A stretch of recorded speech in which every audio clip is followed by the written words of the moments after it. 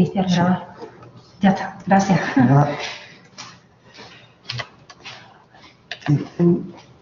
Vale, pues, a ver, vamos.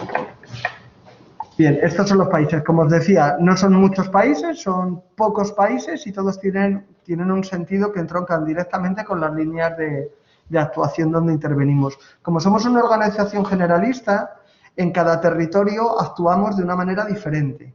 Tratamos de dar respuesta a las necesidades que se detectan, pero todo siempre bajo el paraguas de la construcción de paz. Hay en territorios donde es más visible esa construcción de paz y hay en otros territorios donde no es tan visible, ¿no? En Marruecos, construcción de paz, pues lo que principalmente trabajamos es gobernanza y derechos de los jóvenes, ¿no? Por ejemplo. Aquí me voy a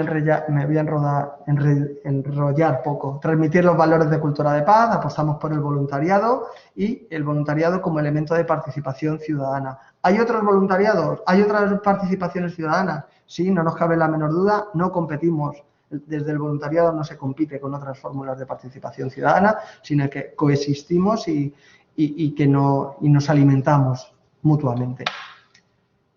Bien, vamos con ¿qué es el proyecto EU Aid Volunteer, Voluntariado Humanitario Europeo? Es una iniciativa de la Unión Europea para personas con diferentes perfiles. Al final vais a ver una lista enorme de perfiles, de posibilidades para participar en este programa, que yo me temo muy mucho que van a volver a salir en el Solidarity Corps, y que ofrece oportunidades de trabajar voluntariado humanitario. Alguien desde casa, desde aquí también puede estar pensando, voluntariado humanitario, ¿me van a mandar a una crisis humanitaria? El concepto de ayuda humanitaria en la Unión Europea es un concepto mucho más amplio que tiene líneas que se entremezclan con lo que entenderíamos aquí en España en la cooperación. Por tanto, son contextos humanitarios, pero en un sentido muy amplio de la palabra, no tanto de ayuda humanitaria, estrictamente lo que diría el diccionario de qué es esto de la ayuda humanitaria. ¿Quién puede participar? Pues ciudadanos de la Unión Europea y residentes de larga duración en países miembros de la Unión Europea. Es uno de los hándicaps que tiene este programa, que no podemos encontrar las lógicas o no. Yo encuentro las lógicas, pero también encuentro los argumentos en contra a que no participen otras personas que no son de la Unión Europea. ¿Qué es lo que hacemos? Dos modalidades, el presencial y online. Esto creo que también va a existir. El despliegue presencial es, ahora lo vamos a ver, un relato cortito de cómo un ser humano que acabe siendo desplegado, que es por cuáles son las distintas etapas por las que pasa, pero no solo presencial, también existe el online. Y el online es desde casa y ahí sí que es ciudadanos de cualquier país del mundo. Ahí no existe el hándicap de ser ciudadano europeo o de larga residencia en Europa. ¿Qué perfiles? Junior y senior. Esto se va a seguir manteniendo, no con esta definición junior-senior, sino que la definición va a ser a partir de 30 años para abajo y de 30 años para arriba en unas condiciones muy tasadas. Es decir, que ese senior que marcha esté muy claro y muy justificado cuál es el valor añadido que va a aportar al programa. ¿Vale? Este sería más o menos el recorrido. En 2016 es la iniciativa, cuando surge en el 2015, pero en el 2016 es cuando nuestra organización entra por primera vez. Empezamos a certificar las oficinas país para poder, son oficinas de envío y hace falta certificarlas, tanto de envío como de acogida. Se tienen que certificar y en 2018 empezamos a desplegar a seres humanos, a Colombia, Guatemala, a Oriente Próximo y yo creo que ninguno más. Para este año también estaba previsto en Marruecos, sí, estaba previsto Marruecos, a todos esos programas. Hay países en los que no se despliegan, aunque intervengamos, por las condiciones de seguridad. Hablar de condiciones de seguridad en un país, los que os enfrentéis a trabajar en la cooperación y en la ayuda humanitaria, vais a descubrir que la realidad, bueno, eso no es en exclusividad en estos países, dentro de nuestro propio país hay muchas realidades, ¿no? En Europa no hay una realidad uniforme vinculada a un país. Pues en algunos de estos países sucede exactamente lo mismo y hay países en los que no hemos podido desplegar por condiciones de seguridad. En Mali, Níger y campamentos de refugiados saharauis, pues por condiciones de seguridad no se ha desplegado. Ahora, a día de hoy, no estamos desplegando por motivos de seguridad en Guatemala tampoco. Y en Colombia, en algunas zonas de Colombia tampoco. En la zona de Pacífico no se está desplegando. Vale, esto os lo voy a pasar. Pim. Dice, 13 personas, qué poquitas. Sí, la verdad que son muy poquitas, pero era el 2020 cuando estaba previsto el gran envío de seres humanos. Más o menos teníamos previsto enviar unas 20 personas, ya estaban formadas, ya se había hecho todo el trabajo previo. No es ahora cuando os enseñe la formación, el participar en este proyecto, os decía antes que puede resultaros interesante, aunque aún no nos despleguemos, porque el proyecto dura varios meses, por la potencia que tiene la formación que nos van a impartir, solamente por eso yo creo que merece la pena, aunque uno no acabe yendo al país, acaba siendo interesante. Y ahora vais a ver las formaciones, lo que proponen en cuanto a las formaciones.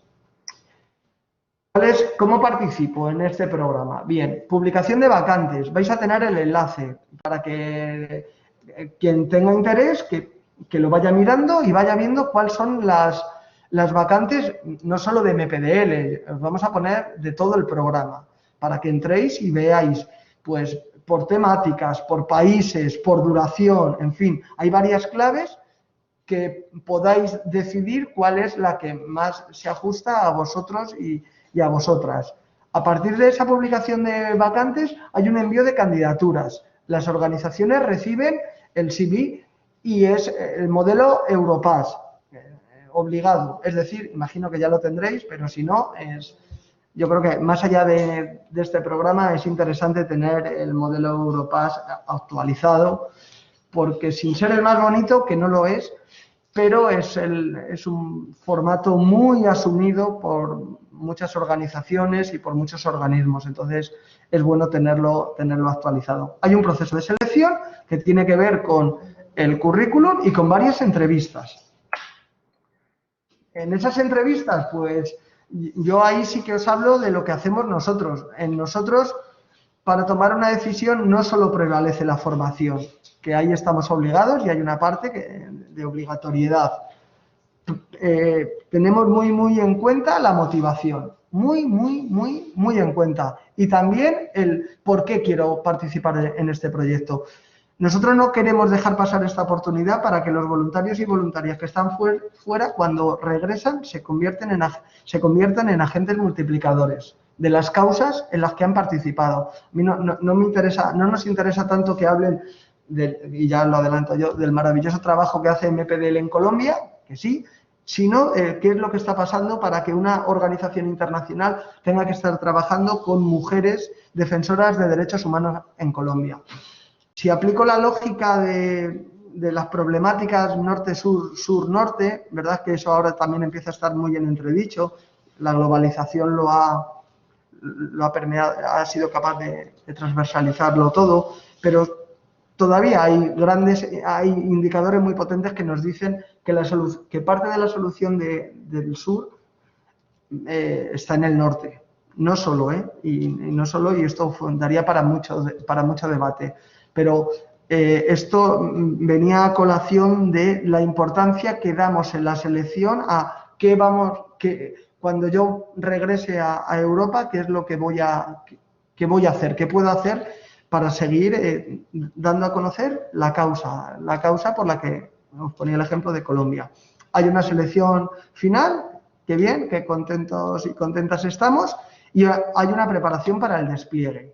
Bien, en esa preparación para el despliegue, esto le he pasado muy deprisa, en esa preparación para el despliegue hay una formación que hace la Unión Europea, ECO, la Oficina de Ayuda Humanitaria Europea, que son en torno a 15 días en una universidad por Europa, cubren todos los gastos, se hacen en varios idiomas.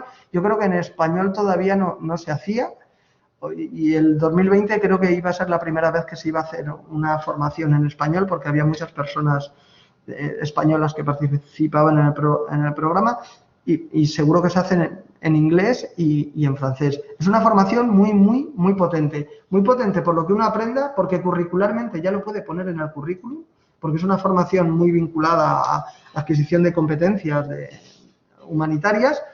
Y por otro lado, no solo tenemos esa formación, sino que antes de enviarte, en las organizaciones tenemos que diseñar un plan de formación de un mes. Un mes con un tutor, o un tutor, tutora, un mentor. Principalmente aquí en Origen es un tutor o una tutora que nos diseña una formación y nos acompaña durante todo ese mes en la formación. Y es una formación vinculada a la temática en la que ya voy a trabajar, pero especializada en la organización. Si somos SMPDL, MPDL, si es Médicos del Mundo, Médicos del Mundo, si es Acción contra el Hambre, Acción contra el Hambre, te van a vincular, ya te van a especializar en la formación en los enfoques que tienen. Partes muy importantes de esa formación: los temas de comunicación, los temas de seguridad, claves en todo proyecto de cooperación y de ayuda humanitaria, la seguridad. Yo como experiencia he tenido que, en una ocasión, tuvimos que sacar a un chico porque incumplía el protocolo de seguridad que teníamos en Guatemala. Guatemala, Ciudad de Guatemala, es una ciudad con una situación bastante violenta, y hay unos protocolos de seguridad que son inamovibles y de obligado cumplimiento. Pues bueno, la ligereza en esos protocolos de seguridad, avisos, no se hace caso y estás fuera del programa y te tienes que venir a España. ¿Vale? Entonces, temas de comunicación también, esto aplicable también para todos y todas. Cuando os queráis dedicar a esto de la cooperación, te acabas convirtiendo en el embajador de tu organización. Entonces, ser el embajador de tu organización requiere en determinados momentos pues estar a la altura de lo que se espera de una persona que está trabajando en un país del sur con colectivos o en causas bastante complicadas. Por tanto, se da una formación muy potente también en temas de comunicación, portavocía, visibilidad, etcétera. Yo os diría que hasta de protocolo también, ¿no? Porque en ocasiones pues también hay visitas institucionales y tenemos que saber cómo tenemos que actuar. Bien, durante el voluntariado se nos pone un mentor, es decir, Vicente está en Guatemala, me han mandado, llego allí y cuando llego, al día siguiente me vienen a buscar a donde vivo y me llevan y me presentan a mi mentor o mi mentora, que es, con un plan de formación en terreno, en este caso, quien me va a ayudar a cumplir ese plan formativo. Esto los primeros días es como más cansado, ¿no? En cuanto a que el feedback es permanente, pero con el paso de los meses todos y todas empezamos a adquirir autonomía, una autonomía bien entendida y que forma parte del proceso. Entonces cada vez hay un despegue del mentor o la mentora, pero nunca se abandona. El mentor o la mentora siempre están. Y puede ser, y el programa lo contempla, desde tengo problemas en el piso a me siento insegura, lo que sea, además del plan de comunicación. Es una persona como de referencia. Bien, luego el regreso a Europa. Pues el programa también contempla, entre otras cosas, una dieta de alojamiento. ¿Cuál es la lógica? Entendemos que si has estado 12 meses fuera, 12 meses pueden ser desde 4 a 12 meses, 3, 2 meses. Si has estado fuera de Europa, puedes tener algún problema para encontrar vivienda, para instalarte. Entonces te dan una prima. Por cada mes que has estado fuera te dan 100 euros para ese momento de encontrar un lugar donde vivir hasta que te vuelvas otra vez se llama dieta de reasentamiento. Esas palabras que traducimos y que aquí no se utilizaría nunca, pero que es la dieta de reasentamiento. Pero además de esto, seguramente que la organización va a intentar, y esto yo creo que aunque no estemos obligados o no estéis obligadas de hacerlo, yo creo que es recomendable el participar en actos de visibilidad, sensibilización, en fin, contar las causas. Bien. Aquí es donde tendréis las vacantes. En nuestra página, muy bien, pero más allá de nuestra página, en la página de ECO, donde tenéis todas las vacantes que las organizaciones van publicando. El envío de candidaturas. Vale, el formato de Europa es formulario de solicitud y formulario de autoevaluación. ¿Qué es eso del formulario de autoevaluación? Es un check-in, donde tú vas poniendo te van preguntando algunas cuestiones, es una cosa muy fácil, para que no se te quede ninguna sin enviar o sin contestar. El currículum, como os decía, el Europass y el formulario de solicitud. Formulario de solicitud, a los ojos, por lo menos, y a mis oídos de ser humano español, sería una carta de motivación. Con una carta de motivación de por qué quiero hacer este voluntariado internacional en Mali, en Palestina, El proceso de selección, pues la entrevista online con organización de envío y de acogida.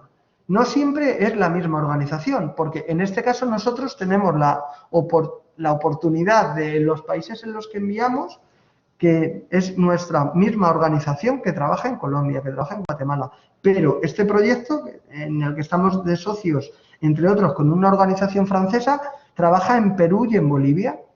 Pues la organización de acogida también forma parte del proceso. Y al final hay un acuerdo. Yo os diría que ¿sobre quién prevalece la selección de candidaturas? Bueno, pues siempre hay un acuerdo. Nadie llega a pensar, pues es esta persona por encima. Lo normal es que cada persona tiene cosas que aportar y otras cosas que pulir y que aprender. Y son diferentes, pero eso no quiere decir que no estén, salvo casos muy extremos, que yo creo que no se dan, ¿no? Nadie entra a este programa con tics racistas, tics xenófobos, tics machistas, por lo menos así de inicio, ¿no? Bueno, de inicio y creo que de final. Os decía, esta es la famosa formación.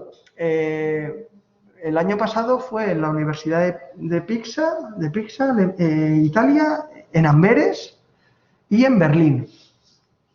Y bueno, son formaciones que son mañana, tarde, muy intensitas, pero muy aprovechables y donde aparecen relaciones nuevas. Y eso el propio programa, ese intangible que también hablábamos esta mañana, tan importante, pues acaban apareciendo. Y te cubren todos los gastos. Y cuando digo que te cubren todos los gastos, la lógica de este programa es, desde que sales de tu casa y das un paso, cualquier gasto que lleve unido el voluntariado te lo tienen que cubrir. Es decir, desde mi casa tengo que coger el tranvía para llegar a la estación de AVE y del AVE cojo un avión que me lleva a Amberes, todos esos mini trayectos me los tiene que cubrir. Por supuesto, la manutención, el alojamiento estos días y el viaje de vuelta. ¿Por qué pasa esto? El programa tiene un ánimo que el criterio económico no sea un criterio de exclusión. Entonces, teniendo todo cubierto, lo de todo, en fin, es relativo, pero teniendo todo cubierto, es una oportunidad para que más personas se participen a participar, se animen a participar. La selección final. No me han cogido. Antes os he contado que a Vicente le han cogido, que está Vicente muy contento. Bueno, pues no me han cogido. Pues estoy inundado de tristeza, pero entro en una lista de reserva. Y en esa lista de reserva, las organizaciones, como podéis entender, desde que yo he hecho mi currículum hasta que me mandan, a lo mejor pasan 9 meses. En 9 meses puede haber cambiado mi vida. Y ahora estoy trabajando maravillosamente bien en un sitio que no me quiero ir. Por tanto, renuncio a la vacante que era mía, renuncio. ¿Qué es lo que hacemos las organizaciones? tiramos de esa lista de personas que han pasado todo el proceso. Por eso, de cada vacante mínimo, nosotros enviamos, hay 3 personas que tienen la formación, 3. Y ya os digo, es una formación muy potente, muy aprovechable y una oportunidad, pues de golpe te encuentras con un mini Erasmus no previsto de 12, 14 días, que siempre es interesante. Además no tiene como decir, no tiene la presión de aprobar o suspender, ¿no? Porque es otro tipo de formación. La preparación para el despliegue. Ya tengo la formación, pues mi organización de acogida me imparte una formación propia, sobre todo en temas de comunicación, los protocolos de salud y seguridad. Y se elabora, junto con el voluntario o la voluntaria que vamos a desplegar, un plan de aprendizaje y desarrollo, que también en la organización o en la mentora, que es donde va a desarrollar el voluntario o la voluntaria su tarea, forma parte de ese plan de aprendizaje y desarrollo. Ese plan de aprendizaje y desarrollo es una de las claves de la exitosa inserción laboral que tiene este programa. Porque es un plan como muy pensado, muy organizado y donde al final uno es capaz de demostrar, que ha adquirido competencias que van unidas al trabajo humanitario, ¿no? El acompañamiento, os comentaba antes, el acompañamiento continuo del tutor o la tutora, mentor-mentora. Nosotros marcamos la mentoría para este programa es una figura muy importante y siempre es en el sur. Reuniones periódicas de seguimiento, te incorporas con un equipo profesional con amplia experiencia y pasas a formar parte del equipo. O sea, no hay, de pronto tenemos una reunión de equipo y los 3 o 4 voluntarios humanitarios se quedan al margen no. Todos formamos parte del trabajo de la misión y eso al final hace que la experiencia sea muy rica y que el proceso de aprendizaje también sea muy rico. Y alguien dice, bueno, y si tengo problemas y si con mi propio mentor, mentora, pues ahí aparecemos nosotros, la organización de envío, también hay una persona de referencia que desaparece, que solo hace esas reuniones periódicas de seguimiento, pero que permanentemente nos podemos poner en contacto con ella para comentarle la situación que creemos que se tiene que cambiar. Que haya una queja no quiere decir que no tenga razón, simplemente que hay una queja y a partir de eso se gestiona. Vale, en el regreso os decía el debriefing de la organización, cómo te ha ido, cómo te has sentido, cuál ha sido tu experiencia, cómo te has sentido, qué es lo mejor, qué es lo peor. Esta es una parte que en ocasiones nos cuesta mucho trabajo, ¿no? Porque igual que en las fases previas de envío todo es motivación y todo es qué bien que me voy, en la fase de vuelta cuesta más trabajo, porque ya uno ya está instalado aquí otra vez en la vieja Europa y en la aburrida Europa, que no es el caso, y como que nos cuesta trabajo el decir, contar cómo me ha ido, ¿no? Y cómo ha sido mi experiencia. ¿Y por qué es importante para las organizaciones? Principalmente porque intentamos desde esa experiencia modelar los futuros envíos. Desde que nosotros empezamos a trabajar esto al último envío que tuvimos el año pasado, en febrero, que la verdad que fueron los pobres para volverse en marzo, hemos cambiado mucho y hemos incorporado o hemos potenciado, no nos hemos inventado nada, pero hemos descubierto que hay elementos que son más importantes en la experiencia y que hay que elevarlos, ¿no? a importantes en cuanto, por ejemplo, a la relación con el mentor, la relación con el tutor, el plan formativo. Tener muy claro, no dar por hecho, todos sabemos que tenemos un seguro, sí, no dar por hecho el cómo se activa el seguro. Tuvimos un caso de un voluntario que en Colombia le estalló un artefacto cerca de un ojo y pues bueno, tuvo problemas graves en ese ojo y había que poner en marcha el mecanismo del seguro. Y en un primer momento pues hubo como muchas dudas de cómo se hace esto, con quién, cómo lo tenemos que gestionar, en fin, una serie de cosas que son pequeños detalles, pero que cuando ocurre algo así, pues pueden marcar diferencias, ¿no? Y fue un petardo, o sea, fue en Colombia, pero eran unas fiestas y alguien tiró un petardo muy fuerte cerca de su ojo y le estalló cerca del ojo y era un problema, porque además eran las fiestas de ese sitio y para poder intervenirle, pues fue bastante complicado. De hecho, estábamos valorando el trasladar, para que os hagáis una idea, médicos desde Bogotá para que le pudieran intervenir. Estaba en Barranquilla, para que le pudieran intervenir en Barranquilla y por otro lado alquilar una clínica donde esos médicos le pudieran intervenir. Al final una de las clínicas oftalmológicas estaba abierta y le pudieron intervenir. ¿Qué cubre este voluntariado? Teniendo en cuenta lo que os he comentado con anterioridad, que el hándicap económico no puede ser un elemento de exclusión.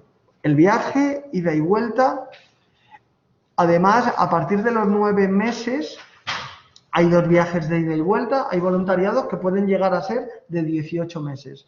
Yo creo que no es muy recomendable una experiencia tan larga. Pero podría darse la circunstancia que os encontréis alguna oferta de 18 meses. Bien, pues a partir de los mes 9 tendríais otro billete de ida y vuelta a vuestro lugar de origen. El alojamiento, en el dibujito es un hotel, pero lo normal en el alojamiento es una casa, un apartamento o un piso, en unas condiciones medias, sobre todo en nuestro caso, y creo que en el caso del resto de organizaciones, en un espacio seguro, que sea lo más seguro posible. Eso es lo que se busca. El visado, hay países donde tenemos la exigencia de visado, hay países donde tenemos la exigencia para entrar de vacunas, ¿verdad? Eso que era tan alarmante hace unos meses, oíamos, es que nos van a pedir un certificado de vacunación. Esto es que ya pasa en el mundo habitualmente y hay hasta incluso en aeropuertos donde vas a entrar y te pueden pedir, entra usted en esta zona con estos riesgos, para poder entrar tiene que estar vacunado de estas cosas. Un seguro médico, es un seguro bastante potente, es el seguro que tiene que ser homologable, tiene que tener las coberturas homologables que tendríamos en nuestro lugar de origen. Entonces, pues es un seguro pues es un seguro interesante, vaya, no es un seguro para cubrir el expediente, de decir, tengo este seguro y nada más. No, es un algo más. Y además una dieta mensual. ¿Qué es una dieta mensual? La dieta mensual es un dinero de bolsillo que me dan mes a mes para mis gastos.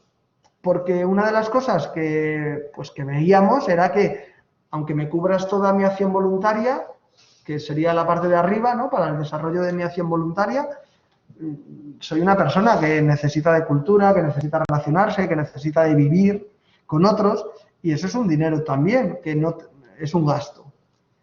Bueno, pues al final una dieta dice, pero es que el voluntariado no puede tener una remuneración. Claro, no la tiene. Tiene una dieta mensual. Una dieta es un suplido, es una cantidad de dinero que cubre algo. En este caso, lo que tiene que ver con la cultura, lo que tiene que ver con el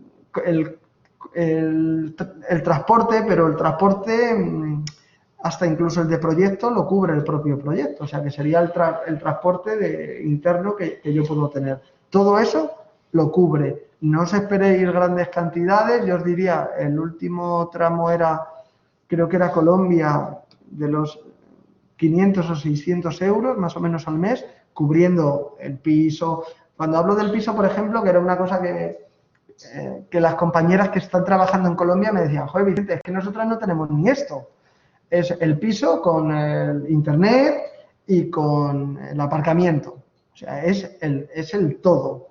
¿no? Entonces, bueno, pues 500, 600 euros, pues es un dinero que te da para, por lo menos para no tener ningún gasto. Creo que en Palestina, si estás instalado en Jerusalén, es un poquito más porque va unido a la cesta básica.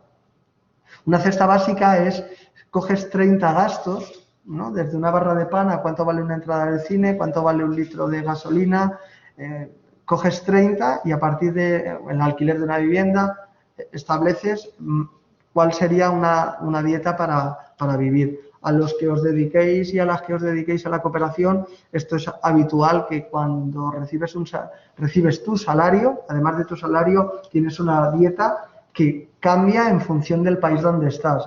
Incluso te cambia si es un lugar donde hay peligrosidad, ¿no? Pues si hay una peligrosidad, es habitual que tengas también un dinero extra, ¿vale? A ver. Esto está para que, es lo que teníamos que haber sacado, pero para que os hagáis una idea, nuestra idea es poder sacarlas a lo largo del 2021. Y a lo largo del 2021 sería octubre más o menos. Desarrollo comunitario. Nosotros hemos buscado, y ahora vais a ver los perfiles como muy concretos, pero nosotros hemos buscado unos perfiles más amplios, porque entendemos que perfiles más amplios, menos descritos en este momento de selección, va a ayudar a que personas más motivadas den el paso. Gestión de proyectos, junior, una persona que va a participar de la gestión de proyectos no es solo el terreno, estar delante de un ordenador haciendo no, es hago una identificación, hago contraste, participo de los beneficiarios o beneficiarias, mido el problema, mido los objetivos, pero desde el terreno.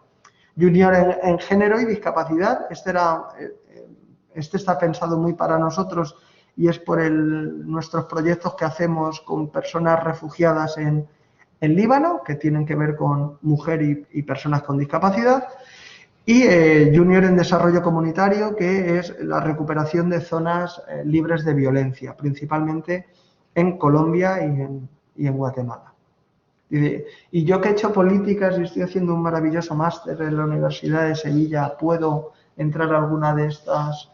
Pues probablemente yo creo que a las 3. Gestión de proyectos, a mí no me cabe la menor duda que si habéis llegado hasta aquí tenéis una capacidad analítica, una capacidad de trasladar ideas a un papel con sentido o con cierto sentido, que alguien ya acabará de darle el sentido completo. Desarrollo comunitario, establecer metodología para la participación y en este caso la recuperación de espacios libres de violencia, y es posible que el de género y discapacidad, sobre todo por el tema de discapacidad, sea el perfil más específico. Pero el trabajo que se hace allí o la tarea que se tiene principal es con personas con discapacidad. Imaginar en un contexto de personas refugiadas trabajar con discapacidad, lo tienen especialmente difícil, ¿no? Esto también es un común denominador en el mundo de la cooperación. Cuando aquí trabajamos con un colectivo que está en riesgo, cuando tú te llevas ese colectivo que está en riesgo a trabajar en el sur, te das cuenta que especialmente está en mucho riesgo. Una de mis primeras experiencias en el mundo de la cooperación fue en el Sáhara, trabajando proyectos con personas celíacas.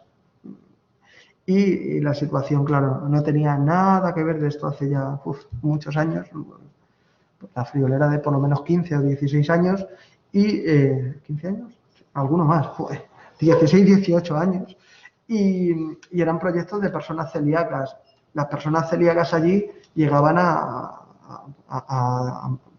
fallecer y imposibilitarles en su vida. O sea, ese era el mejor de los casos, donde la dieta básica era pan en cualquiera de sus formas, o tortas o en cualquiera de sus formas, pues eso al final era gluten, y tú entrabas a una casa, a una jaima donde estaban, y les veías arrinconados en un espacio, quejándose y muy mal, ¿no?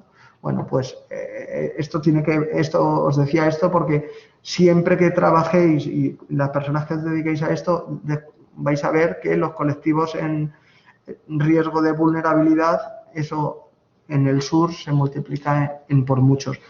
Hay menos protección, en fin, hay una serie de cosas que hacen que la cosa sea más difícil. Aquí yo creo que os voy a poner, es un pequeño vídeo que debería... Ay.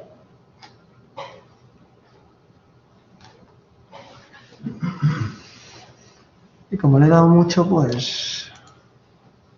parece mucho, entonces voy a hacer que cerrar esto. Todo dice que se entienda muchas veces con 2 segundos de carencia. Sí. A ver si... un segundín que se está cargando. Tin, tin, tin, tin, tin, tin. ¿Acepto? Sí.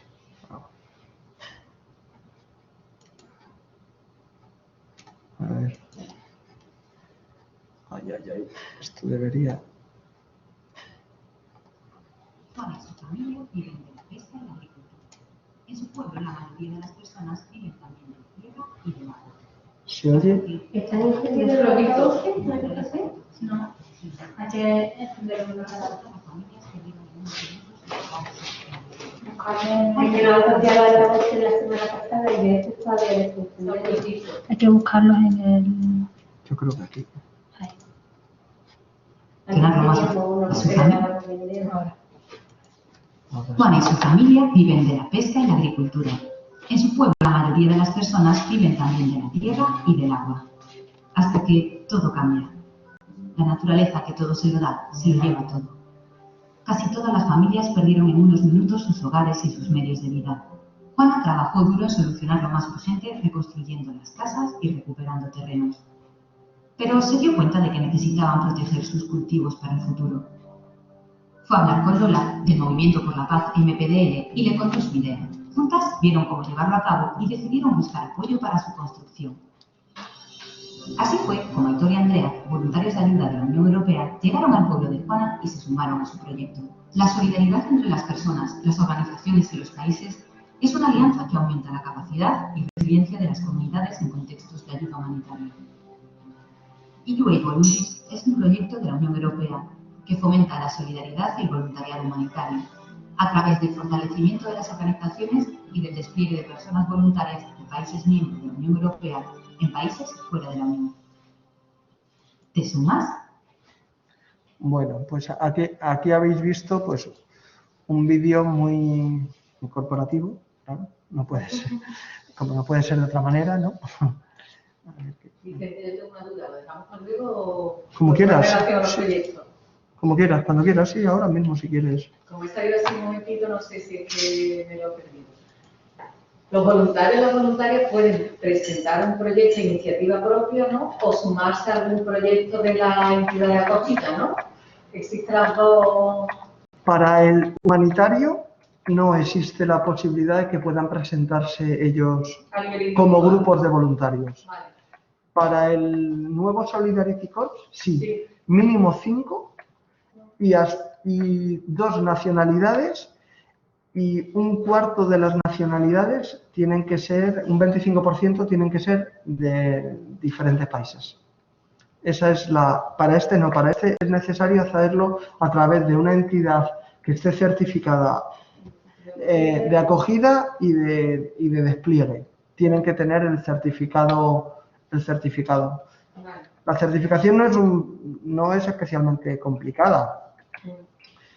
Es tediosa.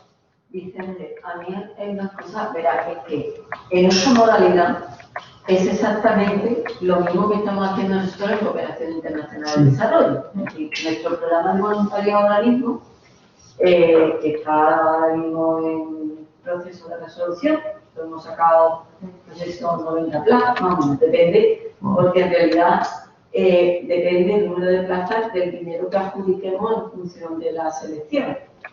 Es justo eso, nosotros lo que entramos en contacto es con las entidades, nosotros tenemos convenios con entidades que están desarrollando proyectos en terreno, ¿vale? Y nuestros estudiantes van desarrollar proyectos en terreno de entidades. Por ejemplo, en Guatemala estamos trabajando con Médicos del Mundo en un proyecto o en varios proyectos sobre salud sexual y reproductiva y igualdad de género. Entonces, la cuestión es la siguiente. En este proyecto, ¿cuál sería el papel de las universidades? Porque las universidades ya directamente están gestionando con las entidades directamente. Porque además, verás, es que nosotros con las entidades acordamos varias cosas. Acordamos el voluntariado, digamos, la persona voluntaria que va a hacer una labor de solidaridad y ya está. Pero a nuestro coste.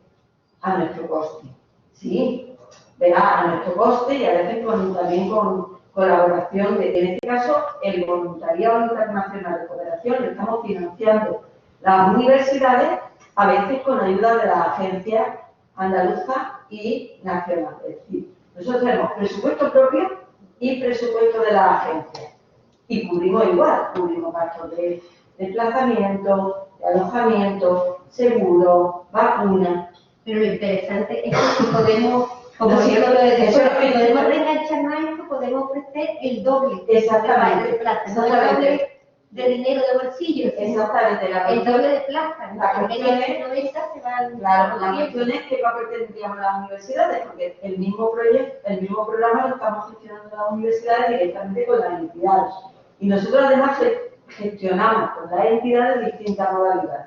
Gestionamos el voluntariado, ya está, pero gestionamos también en el marco de los mismos proyectos el aprendizaje servicio, desarrollan sus proyectos TFG en el ámbito del proyecto y o desarrollar también las prácticas curriculares y extracurriculares.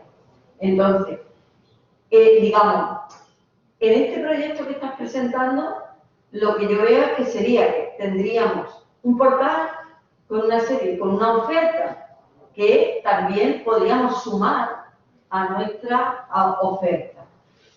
Pero, por lo que, no sé si me he enterado Sí. más o bien. Todo lo que tú has estado contando, Vicente, es de alguna manera, los estudiantes se postularían individualmente. ¿Qué papel tendríamos las universidades ahí? Porque en el caso de los proyectos de voluntarios que tenemos directamente, es clarísimo. Nosotros hacemos, y las entidades hacen de tutorización, nosotros hacemos el seguimiento y de hecho, lo que tú has contado de Guatemala hemos tenido que traer, nosotros hemos tenido que traer de Cuba, de Guatemala, de Colombia, de situaciones en las que no hemos visto lo claro. Entonces, mi pregunta es, claro, yo lo que veo es que si entramos en tal, pues simplemente, bueno, que es muy importante, claro, lo que aumentamos es enormemente el número de posibilidades de prácticas para la alumna, pero digo, como entidad, como institución, Sí. ¿cuál sería nuestro rol? Pues formalmente, para poder tener, y esto es como una contestación muy descarnada, tener fondos del presupuesto propio, de liberalización de fondos, tiene que estar certificada la universidad en los estándares que exige la iniciativa. Y a partir de ahí, eres un partner más. Vale. Y lo que acordemos es lo que se hace. Es decir, vamos a suponer que no estáis certificadas. Por lo que... Claro, bien. Lo que digo en su momento había. Claro, Esa es la prioridad, lo que tenemos que hacer es certificar. Eso. no estamos certificadas. ¿Qué podemos hacer? Desde las entidades no podemos destinar presupuesto propio para las unidades de gestión, en este caso la universidad, pero para cualquier tipo de actividad que desarrollara la universidad para dar visibilidad y promocionar este voluntariado, eso sí se podría cubrir. Es decir, vamos a suponer que se decide que 2 veces al año se va a hacer un Infoday aquí, un día grande de voluntariado humanitario europeo, con conexiones con gente de Guatemala, Colombia, Palestina, experiencias de personas que vienen y que lo cuentan, yo qué sé, lo que se nos ocurra. Eso sí que el programa lo cubre porque es un programa, sería un gasto que tiene que ver con la promoción y la visibilidad. Pero para tener presupuesto en este proyecto es necesaria la certificación. Y luego, incluso podéis presentaros como líderes de proyectos. Vais a necesitar mínimo otros 2 socios en Europa, vais a necesitar Claro, organización. porque estos proyectos son más centrados en Europa. No, En realidad, ¿no? promovidos con dinero europeo, pero para desarrollar en los países de cooperación. El humanitario sí, el de grupos de el humanitario sí, pero el de grupos de voluntariado que tú mencionabas, ese no. Ese sería para Europa. Europa. Ese es. Los humanitarios sí van. Los humanitarios sí, internacional. El otro es Europa. Europa, intercambios con Europa y es que Y algunos países más. ribereños. Es que hablo de memoria que no sé si lo han quitado. Hablan de países ribereños del Mediterráneo. Claro, son dos modalidades. Diferentes. Sí. ¿Qué? Entonces, la humanitaria, lo que necesitaríamos sería acreditarnos. En las dos. En las dos. En las dos. Vale, verá, es que nosotros tenemos en la segunda, la del Cuerpo Europeo de Solidaridad, en la que tú te puedes postular. Nosotros que ahora mismo tenemos las dos modalidades. Tenemos el voluntariado en entidades que están desarrollando proyectos en terreno, ¿vale? Y tenemos una convocatoria propia de proyectos de cooperación de la comunidad universitaria que para concurrir necesariamente tienen que de alguna manera incluir plazas de voluntariado. Es decir, que sería que la Universidad de Sevilla propone un proyecto de intervención donde sea, y en ese proyecto, que es liderado por la Universidad de Sevilla, incluye voluntariado. ¿Eso entraría dentro de la segunda modalidad?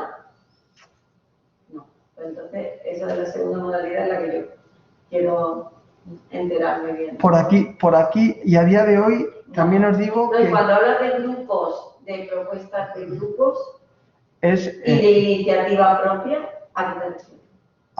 Si yo lo he entendido bien lo que tú me dices es, vamos a suponer que somos ahora mismo 3 chicos de España y 2 chicos de Francia. Y vosotras, la unidad de voluntariado de la UNI, nos pone en contacto con una organización que trabaja discapacidad en Polonia. Vale.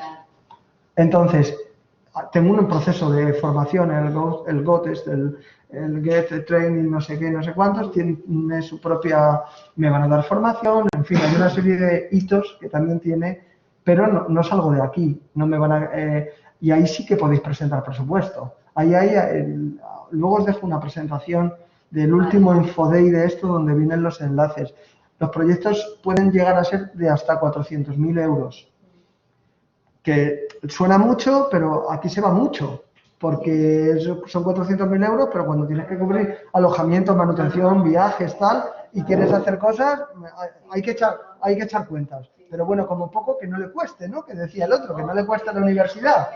Claro, entonces, que eso es interesante. Pero, y si tengo 5 voluntarios en ese grupo que yo impulso, son propios. Es un grupo de voluntariado, pero están bajo el paraguas universidad, voluntariado. Pueden ser de 10, porque a lo mejor puede ser un intercambio de aprendizaje-servicio con otros países. Eso vamos, yo desde la semana pasada les hablaba yo a mis alumnos del aprendizaje-servicio, estuvimos muchas horas hablando, porque aquí en España está poco, creo que... Está por desarrollar. Nosotros lo intentamos, va por áreas. Hay áreas de conocimiento donde están muy desarrollados y otras que no tienen. Pero es una oportunidad muy, muy grande para este tipo de proyectos. Intercambios con otros grupos de APS, de otras universidades que lo tengan, porque una de las cosas que se valoran en estas propuestas es el intercambio de conocimiento. Y el intercambio de conocimiento tiene que ver qué estoy haciendo yo en Atenas, qué estoy haciendo yo en Varsovia, qué estoy haciendo yo en Berlín, con el común denominador de APS con recuperación medioambiental, por ejemplo, porque es lo que hemos cogido. Universidades que tengan un río, ¿no? Pues tenéis aquí vuestro río y hacemos actividades medioambientales de recuperación. Eso es un proyecto que encaja y que gustaría. Y además, bueno, lo medioambiental, lo digital y la inclusión social, eso se va a mirar así con unos ojos así muy abiertos. Pero en esa, perdona, yo no me entero bien, sería que nuestros voluntarios hacen el voluntariado aquí, No, es un no para que nos sirve el resto de Claro, la universidad. APS, yo lo que os ponía como ejemplo es el intercambio de APS, pero fuera del proyecto, hasta que ese grupo tiene un bagaje en APS, es porque ha hecho cosas aquí. Entonces, lo que estamos haciendo, lo que le vamos a pedir financiación al Solidarity Corps es para ese intercambio con otros APS, otros grupos de APS en otros países, pero nosotros ya estamos haciendo desde aquí APS. Es decir, que no me invento nada, esa parte ya la tengo. Lo que vamos a pedir al presupuesto, pues buscar ese enjuague de que participen otras universidades y otros países, es un intercambio. Y eso sí entra, perfectamente. El intercambio, es decir, dentro de un proyecto de APS, los grupos, las personas que están haciendo aquí APS, lo que tú has dicho, por ejemplo, recuperando la ribera de no sé qué. Otro grupo que lo pueda estar haciendo en un país que sea europeo, podría hacer un intercambio vinculado a ese proyecto, Sí. y venir aquí y nosotros ir allí.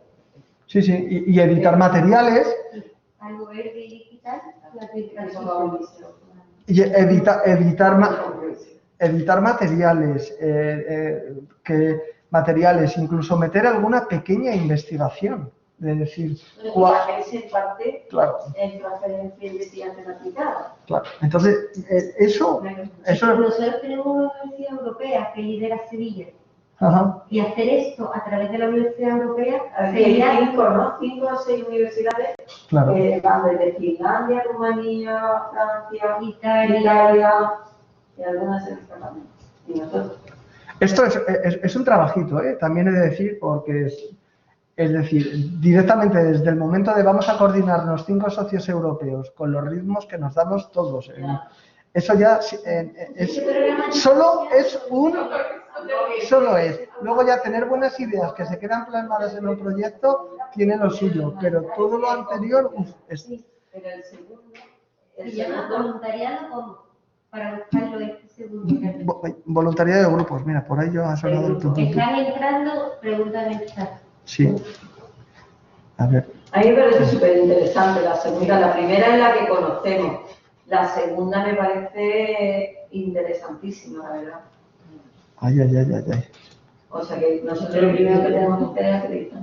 Mira, aquí hay alguien que dice, claro, Sí. mira, todas las acciones se podrán hacer a nivel local. A ver, está muy bien el voluntariado en países distintos, pero mi interés está en la formación europea en nuestro país y más concretamente en... ¿No creéis que es necesario hacer uno de estos valores aquí? Claro, sí. A ver, sí, Manolo, ahora te contesto. Perdona que insista, todas las acciones voluntarias se podrían aplicar a nivel local. No sé cómo quito esto. Si ya no estoy con... Sí, no, mira, le das a dejar de compartir, arriba, en el cuadradito, Arriba, en el chiquitito de la este. Ahí, vale. Vale, sí. Y ahora ya tienes el Sí, chat. Manolo, sí. Nos preguntas, bueno, lo habéis visto en el chat. El programa de voluntariado humanitario, igual que el otro, el de grupos, de Solidarity Corps en grupos, tiene uno de los clústeres principales de actividades formativas son los valores europeos. Ese es el uno. En la formación se habla sobre los valores europeos, tanto para los grupos de voluntariado aquí, como para los grupos de voluntariado humanitaria.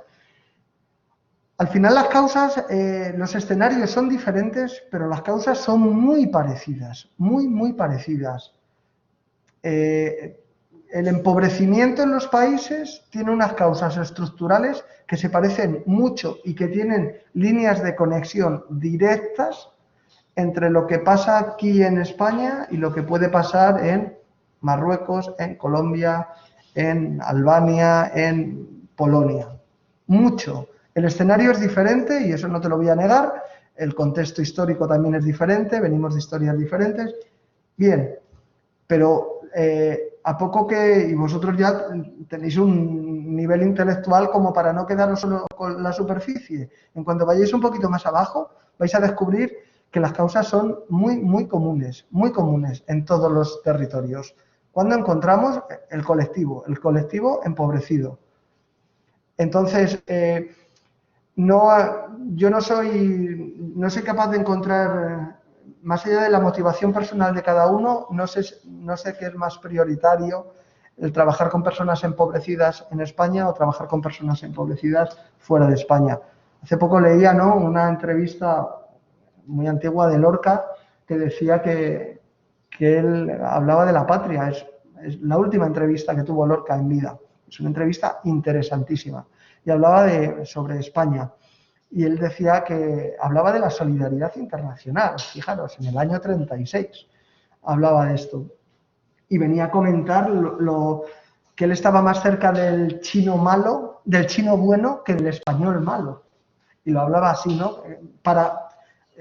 No os quedéis solo con este titular, envolverlo en la solidaridad internacional y la globalización.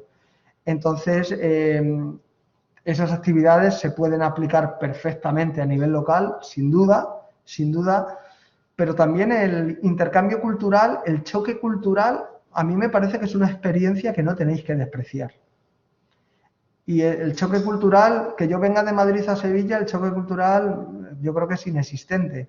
Pero si yo voy de Madrid a Líbano, ya el choque cultural, ya algunas de mis certezas se pueden empezar a tambalear. Si voy a Marruecos, probablemente también. Si voy a Mali, lo mismo. Si voy a Colombia, lo mismo. Entonces, no solamente es considero que lo bueno de este programa, de este proyecto, de la experiencia internacional, tiene que ver con la tarea concreta. También tiene que ver con la gestión de muchos estereotipos, de muchas certezas que acabamos descubriendo que son certezas muy condicionadas y cogidas así como con pinzas, ¿no?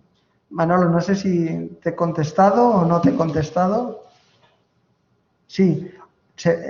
Asun, se va a quedar la presentación, vais a tener la presentación a disposición en el aula. Vale, en el aula global imagino que la subirán y la vais a tener con toda la información. De todos modos, tenéis una herramienta, lo que voy a decir es muy poco original y que en ocasiones no utilizamos muy bien, pero que es maravillosa, que es Google. San Google tiene lo bueno, lo malo y lo regular. Pues en estas cosas que son buenas vais a llegar, como podéis imaginar, los contenidos de la Unión Europea están en el SEO, en el top 1, o sea, están en lo más alto. En cuanto metáis Solidarity Corps humanitario o metáis Eco voluntariado humanitario, en fin, en cualquiera de sus formas, en cualquiera de los 27 idiomas incluso, seguro que os va a salir y vais a tener toda la información. Yo ya por lo poquito que nos queda, estar pendientes, nosotros en lo concreto vamos a empezar a publicar para septiembre-octubre, vacantes para iniciar ese proceso que en el mejor de los casos enviaremos a las personas en marzo. Y la idea es Colombia, Líbano, Jordania, Guatemala, si se dan las condiciones de seguridad, son las razonables, y Marruecos. En esos países vamos a enviar a través del voluntariado humanitario europeo. Así es que yo creo que merece la pena por lo menos que trasteéis, que no queréis ir a esos países o que veis que no tenéis muy claro. Dice, si me mandan el timing ideal, en octubre sacamos la vacante, en marzo me envían o me proponen ir a Colombia y yo en marzo sé que en febrero voy a tener una posibilidad de un trabajo que me parece muy interesante y que no podría dejar. Bien, no descartéis la fase previa. Esto yo no sé si hago bien en decirlo, porque esto para las organizaciones al final es hacer un trabajo que luego no os enviamos y no es bueno, ¿no? Es volver otra vez a empezar, pero la formación es tan potente. A ver, quien no se quiera dedicar al mundo de la cooperación o de la ayuda humanitaria, pues el proyecto tiene menos interés, más allá que como experiencia vital me parece que es una experiencia que te brinda oportunidades de llegar a espacios donde difícilmente si no con una organización vais a poder llegar. Eso es así y no hay más. Y vais a... ¿Cuál es la diferencia entre viajar y hacer ser, ¿no? y ser un turista? Una cosa es viajar y otra cosa es hacer el turista, ¿no? Pues es que aquí vais a adentraros en la raíz de las comunidades, porque vais a trabajar con entidades que están en la raíz de las comunidades, porque forma parte de sus metodologías de trabajo. Entonces yo creo que son experiencias que uno puede, yo os garantizo que, yo qué sé, como país cercano, tú vas a Marruecos muchas veces, pero cuando vas a trabajar a Marruecos descubres un Marruecos diferente, ¿no? Un Marruecos que no tiene, que se parece un poco al Marruecos que visitamos como turista. Eso.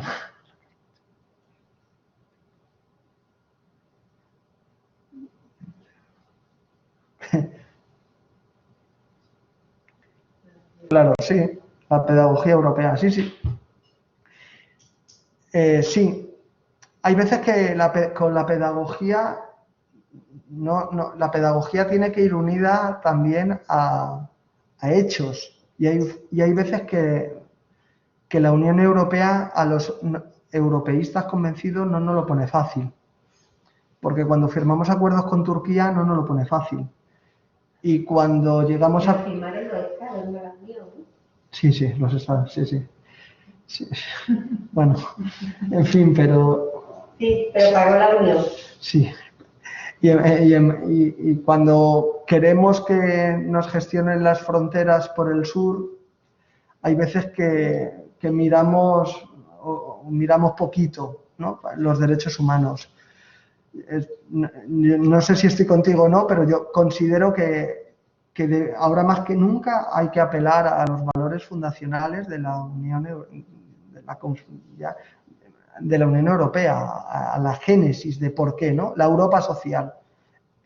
Parte de la solución ya no digo de Europa, creo que del mundo, es tener un proyecto exitoso que nos lleve a demostrar que lo social, tanto en términos económicos como en términos humanos, es viable. Estamos faltos de encontrar referentes institucionales que la economía pese, porque tiene que pesar, porque mientras que tengamos este sistema, y no entro a valorar si bien o mal, pero es el sistema que tenemos y tiene que ser así, pero es necesario el dar un giro. El proyecto lo contempla. Cuando se hace a lo mejor no me he explicado con todo el detalle, cuando se hace el briefing aquí en las organizaciones españolas, en lo que yo conozco, que yo he diseñado los briefings de aquí, pues les hablamos de cómo es, cuál es la imagen de la pobreza. Pues nosotros, nuestra sede está en el Pozo del Tío Raimundo, que es un barrio de Vallecas. Pues explicamos cómo es la pobreza de esa zona, cómo es el empobrecimiento, cómo afecta ahí la violencia de género, cómo afecta ahí el desempleo, cómo afecta la escolarización, ¿no? El fracaso escolar. Vallecas y Madrid, entender Madrid, todo es Madrid, pero de Vallecas a Atocha, pues son 2 estaciones de tren, unos 5 minutos, no llegan ni a más, 5 minutos. Y andando media hora. Pues la brecha social que hay es brutal. A eso es a lo que me refería cuando hablo de lo estructural, ¿no? De las causas estructurales.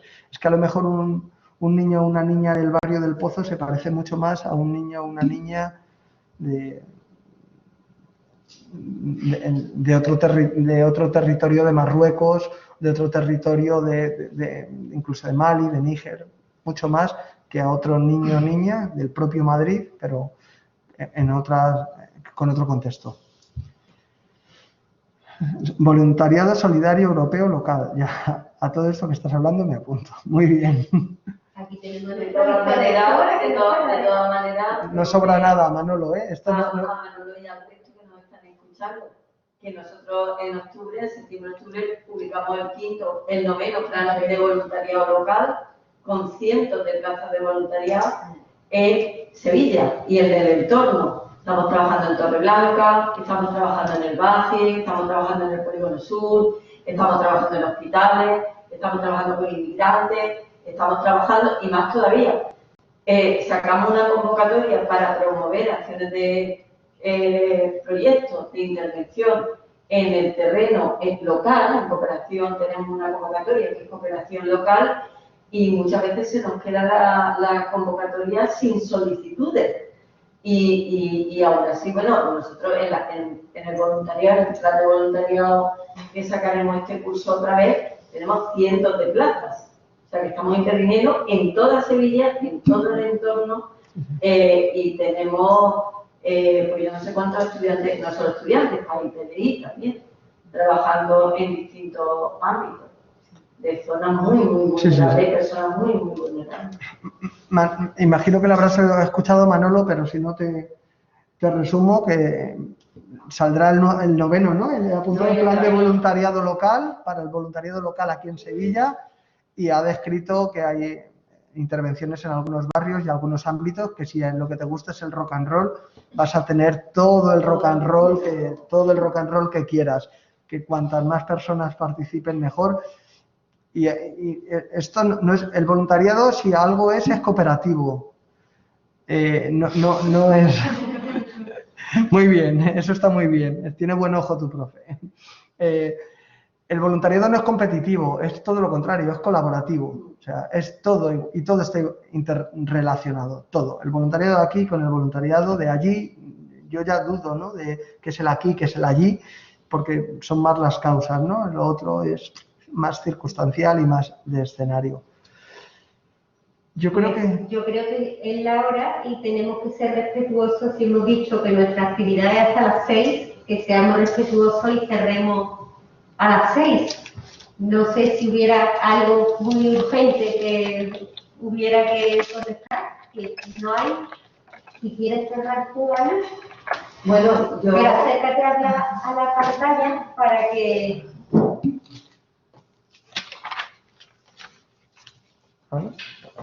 Te he desplazado, Vicente. Eso de la vida misma es así. La vida misma es así. Qué mal, qué mal. Vas a confiarle desde ahí, que ahí se te escucha. Pero no lo siento como bueno,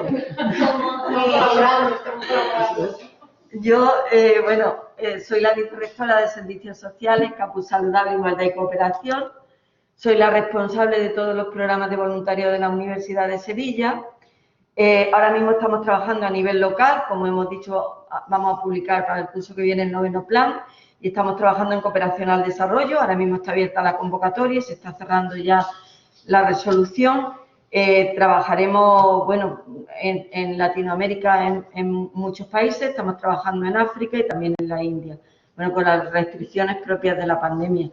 Y bueno, yo agradezco mucho a Maricruz y también a Vicente y a Vicente que nos hayan explicado un poco el proyecto europeo de solidaridad, el cuerpo de solidaridad europeo, porque en la Universidad de Sevilla estábamos intentando sumarnos a este proyecto y por razones varias pues no habíamos conseguido de alguna manera pues consolidar la participación.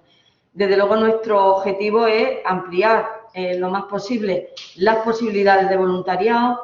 Como antes ha dicho Maricruz, para nosotros, dentro del concepto que tenemos de formación universitaria, desde luego nuestro concepto de formación es mucho más amplio que las competencias que se adquieren en los títulos. Creemos que en el ámbito de la formación como persona es muy importante la formación integral y entonces estamos trabajando mucho por promover no solo el voluntariado, sino el enfoque aprendizaje-servicio, la participación del alumnado también en los proyectos de cooperación local e internacional.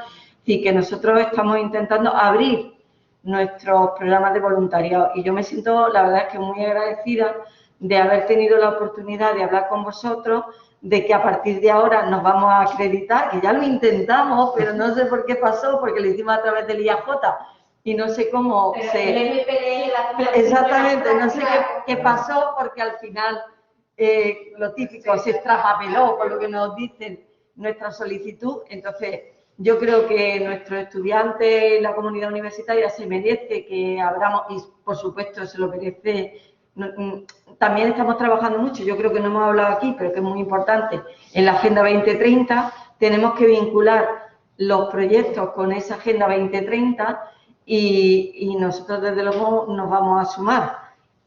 Vamos a ponernos a trabajar ya para ampliar no solamente dentro del voluntariado, del proyecto de voluntariado humanitario, sino del Cuerpo Europeo de Solidaridad. Y nada, en nuestros alumnos y alumnas lo que esperamos es poder ofertar un proyecto que verdaderamente sea ilusionante y, como ha dicho Manolo, que ha dicho muy bien, pues intentando que se interioricen los valores verdaderamente, que ya no son valores europeos, sino que son los valores de los derechos humanos. Yo creo que no podemos perder de vista los derechos humanos, que al fin de cuentas también son los valores intrínsecamente europeos, ¿no? Pero, bueno, yo simplemente agradeceros, ya me estoy enrollando más de la cuenta, agradecer a Maricruz, al Centro de Documentación Europea, a vosotros, que hayáis contado con nosotras y que desde luego que podéis contar con nuestro trabajo para que entre todos podamos bueno, pues pueda ser una realidad también esta, digamos, pata del voluntariado, que ya tenemos dos, pero esta tercera, ¿no? Hombre, ten en cuenta que en la política de cooperación al desarrollo en Europa se define con las 3 Cs, que es complementaria, coordinada y en cooperación. Y esto no puede ser más que el principio de una larga amistad. El MPDL, el Vicerrectorado, el Centro de Documentación, Europride, el Movimiento Europeo, y aquí seguimos sumando. Hay que hacer sinergia. Está claro, está claro. Sí, sí. Además, lo ha dicho Vicente muy bien. La cuestión no es centrarse en la competición, sino la solidaridad no puede ser más que cooperativa. No existe solidaridad ni desde el individualismo ni desde la competición. Es absolutamente imposible. Y los tiempos nos acompañan. Y los tiempos además tienen que ser los de la cooperación, no puede ser de otra manera. Sí, sí. Entonces, bueno, yo por la parte que me toca trabajaré hasta donde podamos, llegaremos más, menos, tal, pero desde luego por trabajo no va a ser. Así que pues yo encantada de que... Y Lola, que está conmigo aquí, que lleva voluntariado local, pues igual nos vamos a sumar. Así que nada, Muchísimas gracias a todos, a los ponentes, bueno, al ponente, al vicerrectorado, a los asistentes en la sala, a los asistentes online, y deciros que el MPDL había traído unos detalles de merchandising. Como no habéis venido, nos lo quedaremos los que estamos en la sala. Lo siento, pero los 40 grados tienen una recompensa. Venga, gracias a todos y seguimos en contacto. Gracias, muchas gracias.